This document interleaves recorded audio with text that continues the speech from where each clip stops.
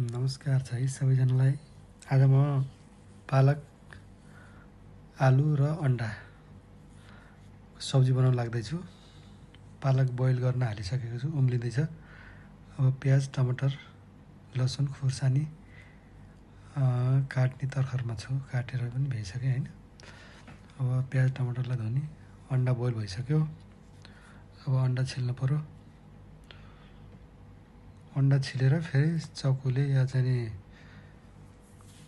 केही चिजले चाहिँ कुछ घुच्नु भयो भने फ्राई गर्दाखेरि मसला पनि भित्र पनि जान्छ।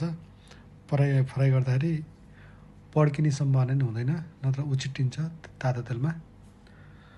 यस्तो गर्नुभयो भने पड्किँदैन। अनि आलु पनि काटेर फ्राई भइसकेको छ।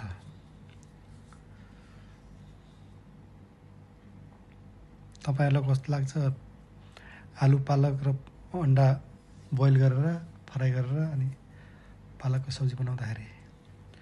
अब उतातिर चाहिँ मसला रेडी हुँदैछ, अन्डा फ्राई हुँदैछ। अब यता चाहिँ मसला मिक्सरमा राखेर पिस्दैछु मैले। यसमा जिरा र अदुवा अनि लसुन मात्रै छ। यो पिसिसकेँ।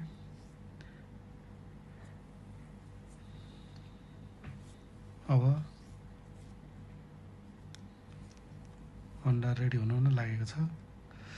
अब भाँडा बसाल्नु पर्यो। यसरी हेर्दै जानुहोस् है। मैले चाहिँ बनाउँदा चाहिँ यसरी बनाउने गर्छु। हजुरहरूले कसरी बनाउनुहुन्छ कमेन्ट पनि गर्नु होला। यसमा चाहिँ मेरो अलिकति तेल धेरै झर्न गयो, तेल अलिकति धेरै नै भयो। तपाईहरुले आफ्नो हिसाबले तेल राख्न सक्नुहुन्छ है त।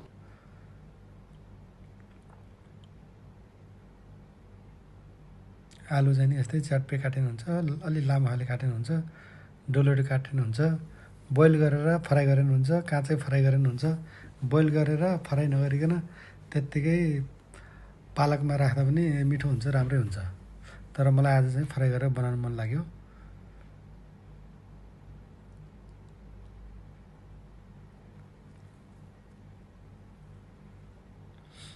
यता मसला रेडी हुँदैछ हैन। अब प्याज पनि अब हुन लागिसकेको छ। अलिअलि ब्राउन कलरको भएपछि अब यसमा चाहिँ अघि पिसेको पेस्ट लसुन र अदुवाको मात्रै त्यो हालेर एकैछिन चलाउने। यो पनि हल्का हल्का रातो भएपछि टमाटर पिसेर फेरि टमाटर हाल्ने। अनि साथसाथै गरम मसला, खुर्सानी पाउडर अनि धनिया पाउडर आफूलाई जस्तो खान मन लाग्यो त्यही स्वाद अनुसार राख्न सक्नुहुन्छ। यसमा तपाईको दालचिनी हाल्नु भयो भने झन् राम्रो। अब मसला उता रेडी भइसक्यो। पालक अघि नै उमालेको थिएँ मैले। अब पालकलाई मिक्सरमा पिस्ने। मिक्सर मेरो ठुलो नभएर सानो मिक्सर हो, मसला पिस्ने मिक्सर हो। मैले यसैमा 2 पटक 3 पटक गरेर थोरै गरेर पिसेर भाँडामा खनाउँछु। हेर्नुहोस् पानीमा बोइल गरे हो। अब यो पनि पिसेर रेडी भयो।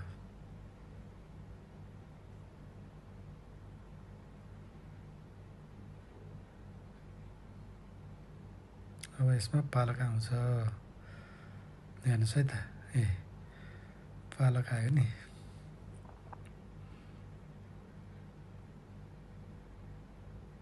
मसला रेडी भएपछि पालक चट्ट लाएर खानाइदिने।